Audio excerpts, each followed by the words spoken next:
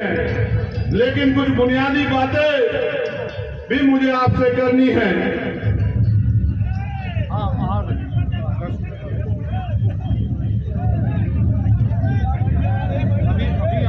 ये आपको याद होगा, इस देश में परंपराएं थी, विधवा विवाह, बाल विवाह, सती प्रथा। लेकिन जो परंपराएं बुरी होती है उनको तोड़ना पड़ता है, नहीं तोड़ना पड़ता है? तोड़ना पड़ता है, नहीं तोड़ना पड़ता है? ये परंपरा जो बाहरी की है, इसको भी आपको तोड़ना पड़ेगा। अगर आपको इज्जत सम्मान की जिंदगी चाहे, तोड़ दोगे नहीं तोड़ दोगे? दोनों हाथ उठा के बताओ, तोड़ दोगे नहीं तोड़ दोगे? बहुत अच्छे। आप जानते हो कि हम ठेकेदारी प्रथा के खिलाफ है। खिलाफ है नहीं खिलाफ है? ये जो आपका ठेका लेके आए हैं गोरखपुर से और बस्ती से और लखनऊ वालों जिन्होंने भेज दिया, ये ठेकेदारी प्रथा खत्म कर दोगे नहीं कर दोगे? हम तो कहते आ रहे हैं कि जो सफाई कर्मचारी हो, कोई भी नौकरी हो, सारी नौकरी पक्की होनी चाहिए, क्योंकि सीवर में जो जान देता है उसके बच्चों की रखवाली कोई नहीं करता। अभी आपने देखा होगा यहाँ भाजपा की सरकार है राजस्थान में, कैसे डंडों से पीट पीट के हमारे एक भाई को मार दिया। उस परिवार का क्या होगा? वो तो चला गया कमाने वाला, और एक 11 साल की बच्ची को दरिंदों ने नोच दिया और फिर उसको जला दिया, उसकी जान चली गई। अभी तक एक आरोपी गिरफ्तार नहीं हुआ। चुनाव खत्म हो जाने दो, इन गुंडों को संरक्षण देने वाले जो लोग हैं, उनका मुकाबला पार्लियामेंट में और पार्लियामेंट के बाहर चंद्रशेखर आजाद से होगा। याद रखना। वो अलग बात है कि मैं राजनीतिक व्यवस्था में काम कर रहा हूं, लेकिन मैंने तेवर नहीं बदले। आप जानते हैं, सामंतियों के लिए कल भी चंद्रशेखर आजाद खड़ा था और आज भी चंद्रशेखर आजाद खड़ा। आप जानते हैं, पहले छात्र संघ चुनाव होते थे नहीं होते थे?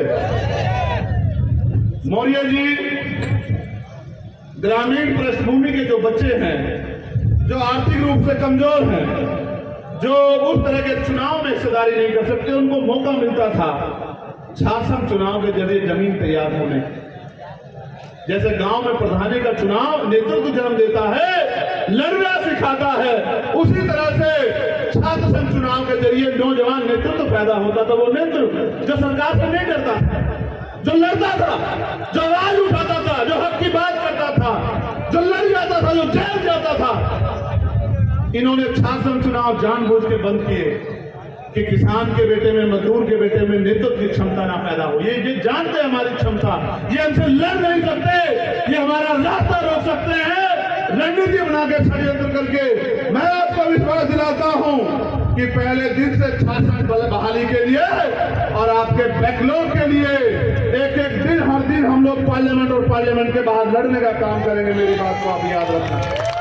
और अभी हमारे इंडिया अलायंस के साथी ने कहा कि हम अगस्त में भर्ती लागू कर देंगे, 30 लाख नौकरियां करेंगे, हमारी सरकार आ गई। दूसरी तरफ वो ये कहते हैं मोदी साहब कि हम लोग 90% को हिस्सेदारी देना चाहते हैं। जब तक जातिगत जनगणना नहीं कराओगे, जब तक पिछड़ों, दलितों का, आदिवासियों का आरक्षण नहीं बढ़ाओगे संख्या के आधार पे, अगर आप नौकरी देते तो 69,000 शिक्षक भर्ती जैसी दोगे और हमारे हिस्से को लूटने का काम करोगे, इसका मतलब आपके मन में अभी भी कहीं ना कहीं खोट है।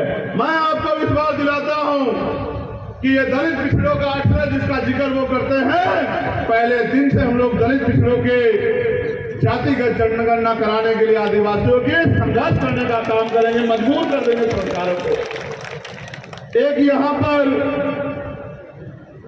ये धुरिया जाति है, धुरिया गौंड जाति, जो अनुसूचित जनजाति का प्रमाण पत्र 2008 तक बनता था, अब ये सिद्धार्थनगर में नहीं बनता। अपने मूल संवैधानिक अधिकारों से समाज वंचित है। मैं आपको विश्वास दिलाता हूं, धुरिया समाज के लोगों, आपको अनुसूचित जनजाति का सर्टिफिकेट मिले और आपके संवैधानिक अधिकारों का हनन ना करें, इसके लिए भी हम लोग लड़ने का काम करेंगे।